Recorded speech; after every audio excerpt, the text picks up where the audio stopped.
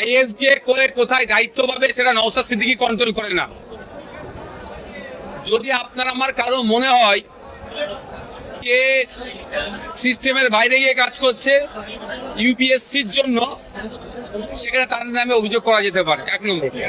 আর আমি যতটুকু জানি সিনিয়রিটির বেসিসে যেমন ডিজি হয় পুলিশের, ঠিক সেই ধরনের বেশ কিছু নাম রাজ্য থেকে প্রস্তাব যাওয়ার পরে চিফ সেক্রেটারি হয়।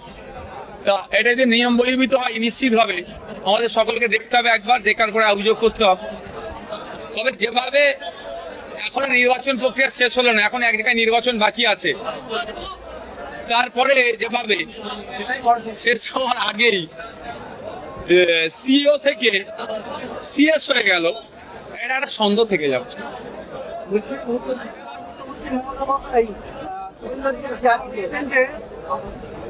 নিরাপত্তা সমস্ত কেড়ে নেওয়া হবে, কিন্তু মুখ্যমন্ত্রী মমতা বন্দ্যোপাধ্যায়ের কোনো নিরাপত্তা কেড়ে নেওয়া হবে না, এবং তারা যেন কোনোভাবে অসম্মান না হয় সেদিকে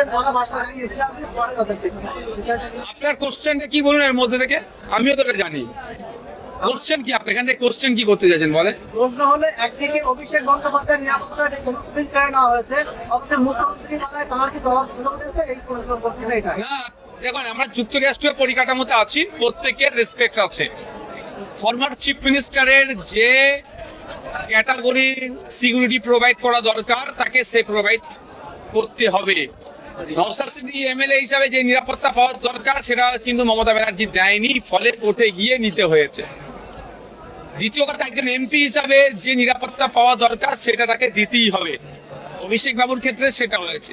এবার পুরাতন একটা রাগ আছে, আমি আপনি সবাই জানেন, ওপেন সিক্রেট, যে অভিষেক বাবুর সাথে শুভেন্দু অধিকারী একটা পুরাতন আজকি আছে। এই সুযোগ তিনি পেয়েছেন, কাজে লাগাচ্ছে। এটা অভিযোগ ছিল শুভেন্দু বাবুকে নাকি দীর্ঘক্ষণ কলকাতাতে সিগন্যালে দাঁড় করিয়ে রেখে দিত, তখন ওরা সুযোগ পেত।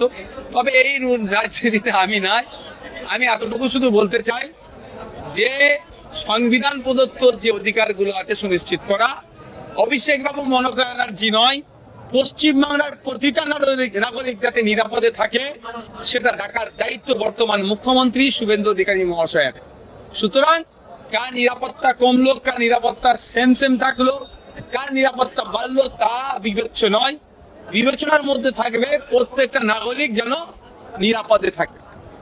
বলছি, কালিম্পংয়ের মাটিতে যে আইএসএর টানা 15 বছর ধরে তাদের ফ্ল্যাগ মারতে যথাযথভাবে ব্যর্থ হয়েছে, সেখানে দাঁড়িয়ে বিজেপি ক্ষমতা এসে আবার একই গল্প যে কালিম্পংয়ের মাটিতে বিজেপির দলীয় পতাকা ছাড়া অন্য কোনো দলীয় পতাকা না যেন সেখানে প্রতিষ্ঠিত হয়। কি বলবেন? সবার প্রশ্নের উত্তর দিতে হবে। এখন নেতা সাজছে তো নাম কামাতে হবে, এখানে একটা দুটো কথা বলতে হবে, ভাইরাল হতে হবে, বড় নেতা হওয়ার সব দেখেছে। এতটুকু শুধু বলতে চাই, আইনের ঊর্ধ্বে কেউ নয়, সে বিজেপি হোক আর তৃণমূল হোক আর যে কেউ। পশ্চিমবাংলার বিভিন্ন জায়গায় আইএসএফ এর পতাকা আস্তে আস্তে উঠতে শুরু করেছে, আগামী দিনে উঠবে। বাংলা পক্ষ কি কারণে হয়েছে ভাই? ইভিএম নিয়ে বিতর্কিত মন্তব্য করেছে। ইভিএম নিয়ে এটা যেটা শোনা যাচ্ছে, ইভিএম নিয়ে বিতর্কিত মন্তব্য করার জন্য নাকি গ্রেফতার করেছে। আবার শুনছি তার বাড়িতে নাকি 24 রাউন্ড কার্তুজ পাওয়া গেছে। এটাও শুনছি তার নাকি ওটা সিকিউরিটি ছিল, সেই সিকিউরিটির কার্তুজ। এখন প্রতিহিংসা পরায়ণ ভাবে যদি তাকে গ্রেফতার করা হয়, আমি এর চরম বিরোধী করব। কারণ মানুষের মতামতের স্বাধীনতা আছে। ইভিএম নিয়ে যদি কেউ বলে, তার যদি রাগ হয়, সেজন্য অন্যায়ভাবে তাকে ফাঁসিয়ে যদি গ্রেফতার করে, আমি তার বিরুদ্ধে। এবার এটা এবার বিচার হবে, ওই রাউন্ড কার্তুজ কাজ ছিল না ছিল কি ছিল, সময় কথা বলবে।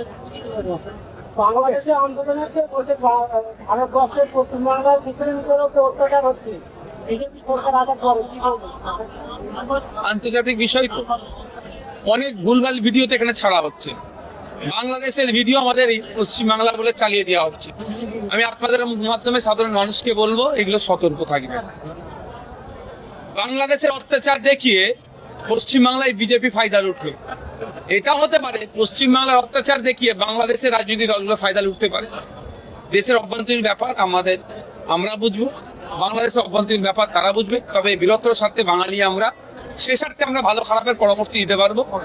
অনুরোধ এতটুকুই, কারোর কথায় উত্তেজিত হবেন না, law and order situation create হোক, কাজ করবেন না।